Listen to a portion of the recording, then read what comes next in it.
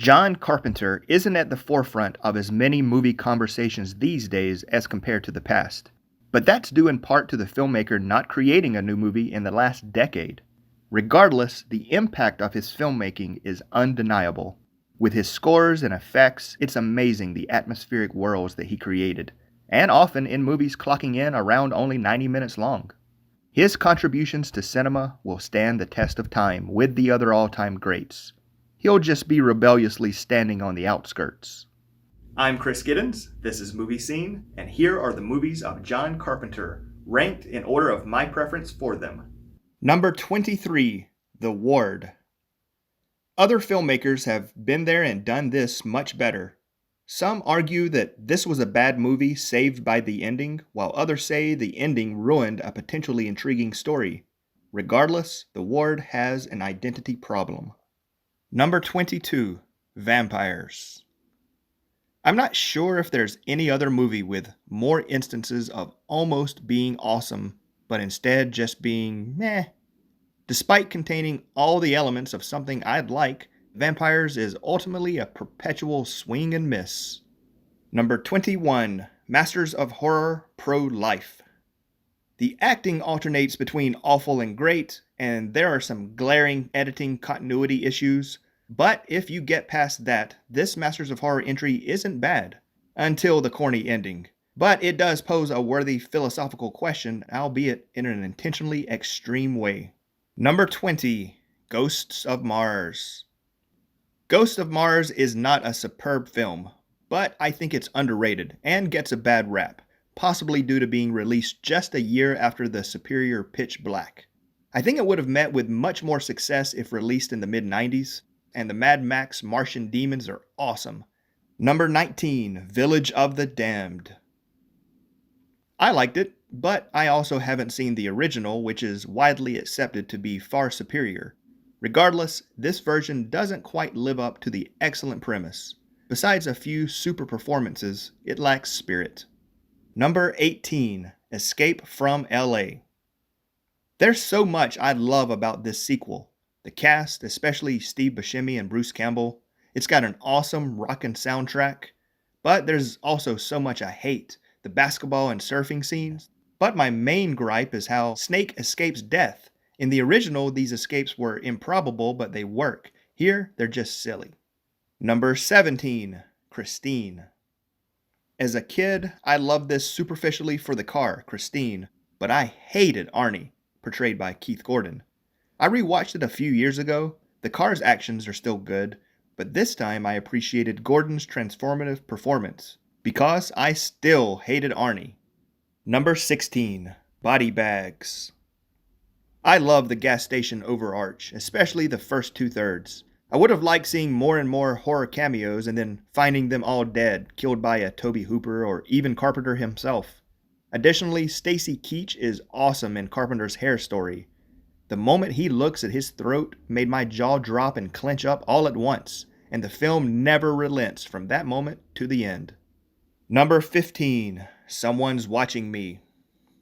A lesser-known Carpenter because it was a made-for-TV movie that wasn't available on home media until recently. But don't mistake it as a lesser film, even though it was constrained by the network limits.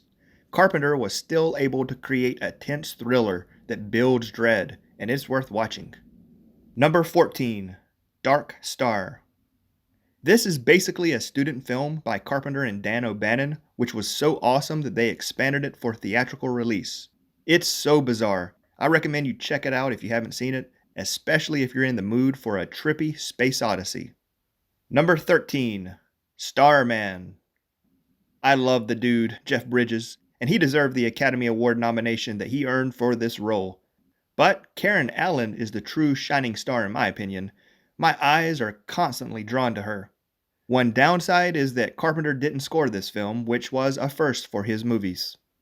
Number 12, Memoirs of an Invisible Man. I don't get why this bombed and was critically panned. The special effects are freaking incredible, especially for the time. Perhaps the tone threw off people who expected more of a comedy. It reminds me of, and is as good as, the standard MCU origin story flick. Number 11, Masters of Horror Cigarette Burns. Despite its flaws, this is Carpenter's best work of the last 20 years. I think it would have been even better if fleshed out into a standard-length feature with more Jacob's Ladder-ish mind trips. Also, Norman Reedus fans will want to check out his work here prior to Walking Dead. Number 10. The Fog. One word. Atmosphere. It's cliche to say it, but for good reason here. It's right there in the title. The movie develops like the best campfire ghost story, slowly building tension to a satisfying end. And Carpenter's score is perfect. Number 9. Elvis. I had no idea that this movie existed until I was making my list, and thinking I'd seen all of Carpenter's movies, I checked his filmography. I was shocked to see this made-for-TV biopic released only 1 year after Halloween. Kurt Russell is perfect as Elvis, and this movie launched the run of Carpenter flicks starring Russell. Number 8. Prince of Darkness. The opening credits last 10 minutes, but that's not a bad thing. Carpenter's score plays non-stop throughout the entire movie, and that also somehow works. Add in some surreal scenes and intentionally campy characters, and you get a fun yet unsettling B+ movie. Number 7. Escape from New York. It's amazing what Carpenter was able to accomplish here on such a relatively small budget. It's dark and gritty, perfectly suited to match the dystopian Manhattan, which is a character by itself. Speaking of which, there are so many colorful characters, and played by a star-studded cast. Number 6. In the Mouth of Madness. This is perhaps Carpenter's most underrated work. There's little to nothing completely new here, but that's by design. Those who have issues with some of the plot are missing out in my opinion, and the guy on the bike is one of the creepiest figures in movie history. Number 5. Big Trouble in Little China. This movie is relentless. It never takes a break to let you reflect on the escalating craziness. There's a lot of corny dialogue, but most, if not all of it, is intentional and all part of the fun. Just strap in and enjoy the trip. Number 4. They Live. I'm so glad my dad showed me They Live when I was a kid. I was a huge pro wrestling fan, so all he had to say was Rowdy Roddy Piper and I was sold. But then it ended up having so many elements that I increasingly loved as a teenager and young adult on repeat viewings, and that brawl in the alley is just undeniable. Number 3. Assault on Precinct 13. Individually, I love the acting, music, cinematography, and action. Together, because each are so understated and gritty, especially by today's standards, they create an effect in which the killings during the first half seem horrifically real. It's brutal and masterfully crafted. Number 2. The Thing. This is arguably Carpenter's best work. So many movies today try to achieve the understated, paranoia-inducing atmosphere, but most of those who do succeed in this regard then fail to deliver the horrific goods. Thanks to some insane practical effects, The Thing does not disappoint when it's time for an appropriately gross money shot. Number 1. Halloween.